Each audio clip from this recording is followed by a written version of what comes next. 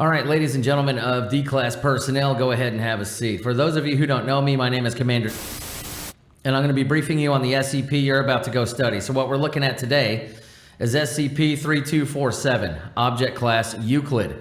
Special Containment Procedures. SCP-3247 is to be contained in an isolated chamber in Area 12's Arachnid Wing. Yes, I said Arachnid Wing. Don't get all squirmy in your chair. Let me finish. Thank God, you people. SCP-3247 has shown no need for sustenance or rest, though as per Ethics Committee request, a television has been installed in SCP-3247's cell, along with a selection of silent films. The feeding system for SCP-3247-A has been fully automated and should deposit 20 grams of live crickets on a weekly basis. In the event of a containment breach, personnel are to compel escaped SCP-3247-A instances to take on an immobile form and place them back within their cell. Description: SCP-3247 is a humanoid entity roughly 1.7 meters in height. The entity wears a striped pullover with suspenders as well as white makeup on its face and exposed skin.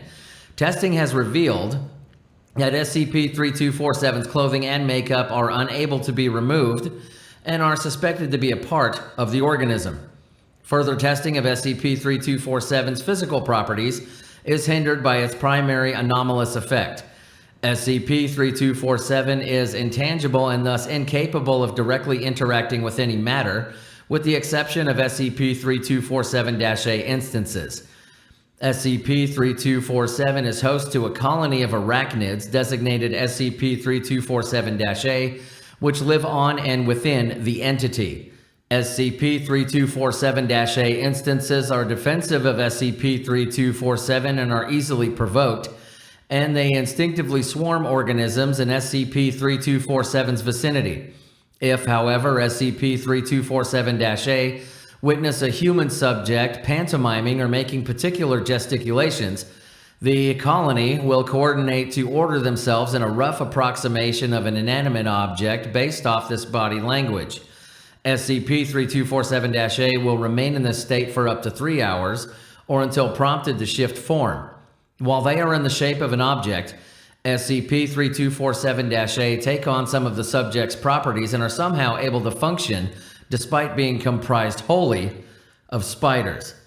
SCP-3247 has to date not attempted to speak to staff, with its attempts at communication being limited to miming actions.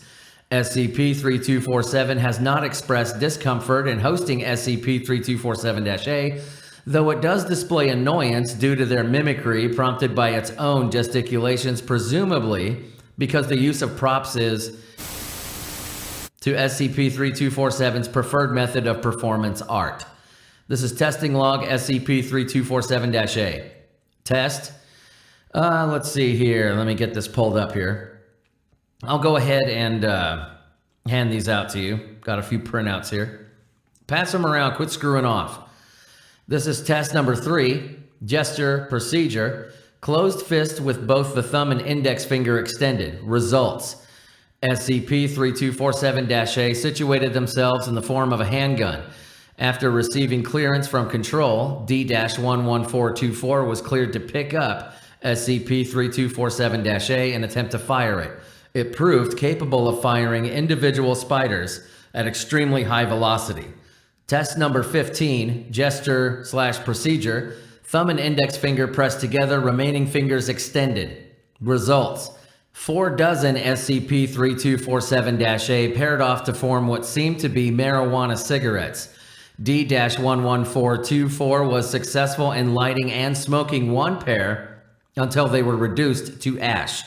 D-11424 reported feelings and sensations consistent with the typical effects of cannabis, with the added effect of perceiving all humans and possessing arachnid heads while within his visual periphery. Test number 22, gesture/procedure, non-applicable. Test was invalidated when D-11424 picked at food in his teeth after entering the test chamber. Results: approximately 3,000 spiders emerged. Mass shifted erratically for a moment before taking on a rough humanoid form. The spiders then began to return to SCP-3247, revealing Dr. Rockefeller underneath. Dr. Rockefeller was greeted by on-site staff pleasantly. Conversely, both D-11424 and SCP-3247 reacted with confusion and apprehension to his sudden presence. Dr. Rockefeller proceeded to approach D-11424, overpower him in self-defense, and extract his lower second premolar with a handheld can opener. Dr. Rockefeller took his leave, and the test was concluded. Test number 76, gesture/procedure. Subject held hands together and wiggled 4 fingers on each hand, pantomiming a spider. Results: roughly 640 spiders emerged from SCP-3247 and divided themselves in groups of 8. Each group then came together in the shape of a larger spider. These groups themselves then merged with 7 other groups to form even bigger spiders. This continued until the last remaining supergroups merged into one enormous spider made of spiders. It was at this point that D-11424 proceeded to ride the resulting mega spider in a fashion similar to Western bull riding. Subject was reprimanded after testing ended, but allowed to stay with the project. Test 133, gesture/procedure, subject shadowboxed.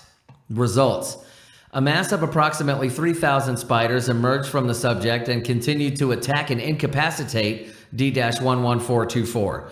Guards nearby had to interfere and bring D-11424 to the nearest infirmary. Analysis of footage indicates the mass fought at a professional level. Test number 475, gesture/procedure. Subject pantomimed steering a wheel. Results: an unprecedented number of spiders emerged from SCP-3247 and arranged themselves in the shape of a sedan. D-11424 reprimanded for refusing to get inside in order to attempt to start it.